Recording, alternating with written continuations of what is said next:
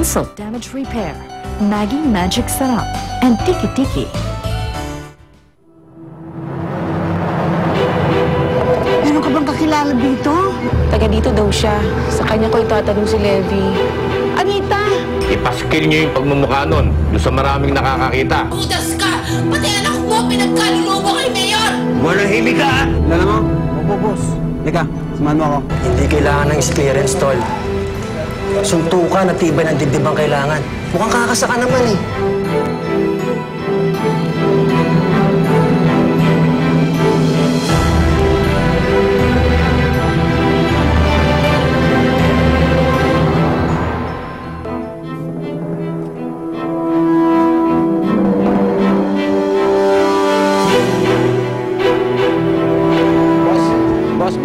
Boss.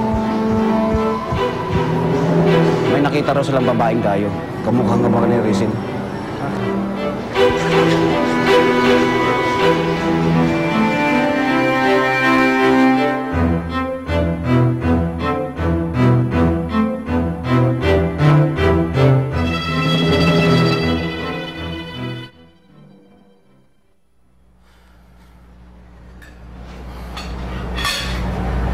Jonathan, sit down.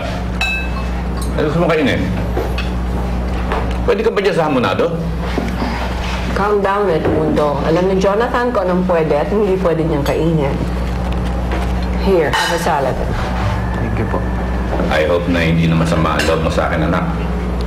Tinulungan ko yan si Levi dahil napansin ko napalapit yung loob mo sa kanya. Pero may ginawa siyang masama eh. Kailangan niya pagbayaran yun. Sana lang ho, maging makatao kayo sa kanya pag nahuli niyo na siya. Jonathan, we have always been tolerant on this. That's how the Guatlos handle things, fair and square. You want Caesar salad dressing? Sure. Sabihin mo nga sa cook, sa susunod na may salad, kailangan merong dressing. Okay, dali mo na.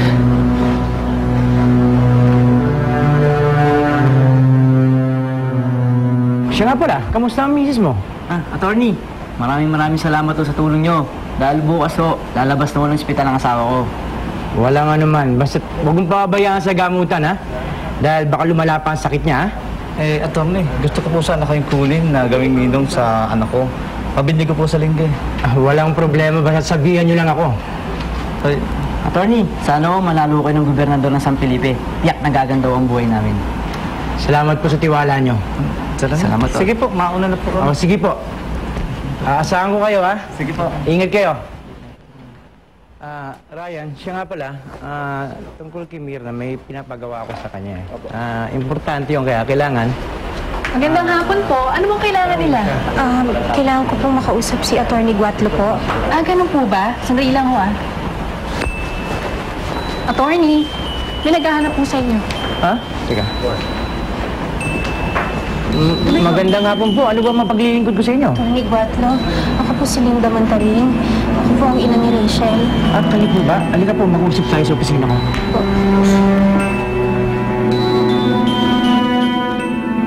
Tatanggap kaya ako dito? Oo naman, Wait lang. Oh! Ethan! Rhea! Oh, kamusta ka na? Ikaw balita ko, mayaman ka na. Di naman. Nanganak lang kaya ako nung isang linggo. Oh, congrats. Thanks. Ito nga nag-overtime ako para makabawi dun sa ginastos ko sa ospital. Talaga? Paano maiwan muna kita dyan? May customer pa ako doon nag-iintay ha? Sige. Sige. Sino yun? Yun?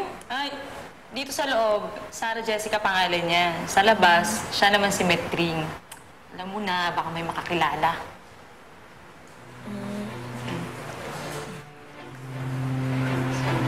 Ay, Papa! Hello! Eto, maganda pa rin ako. Papa? Ay, Papa, ito nga pala. Siya yung sinasabi ko sa'yo. Siya si Malu. Malu po. Si Malu. Malu, tama, Malu.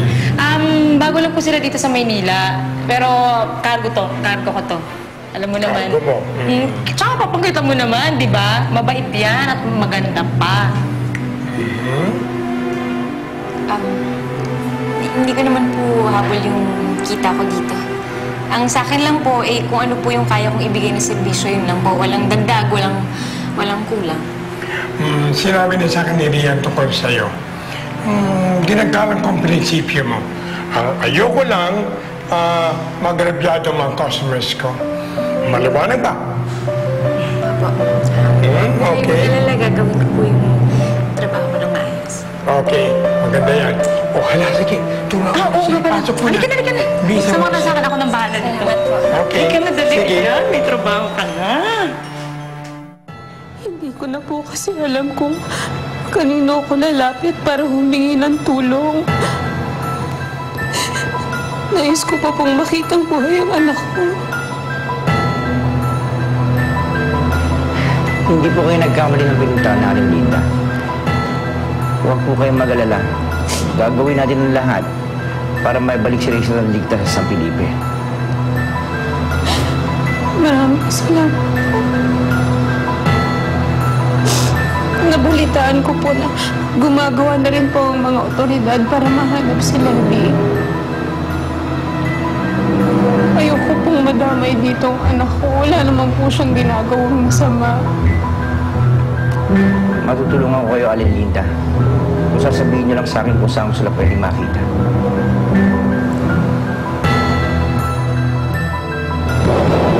Pare, nandito si Jimbo! Pare, kasama ko.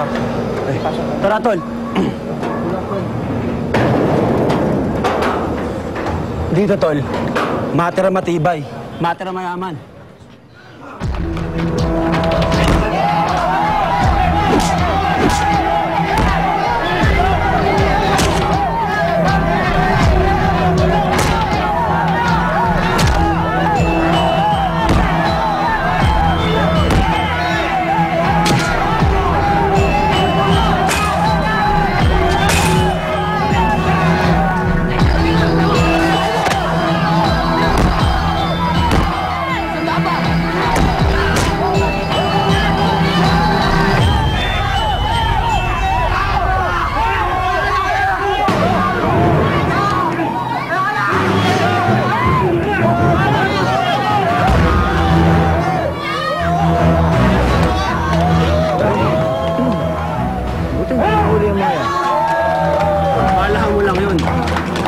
Kaya pinakamalaki tayo dyan.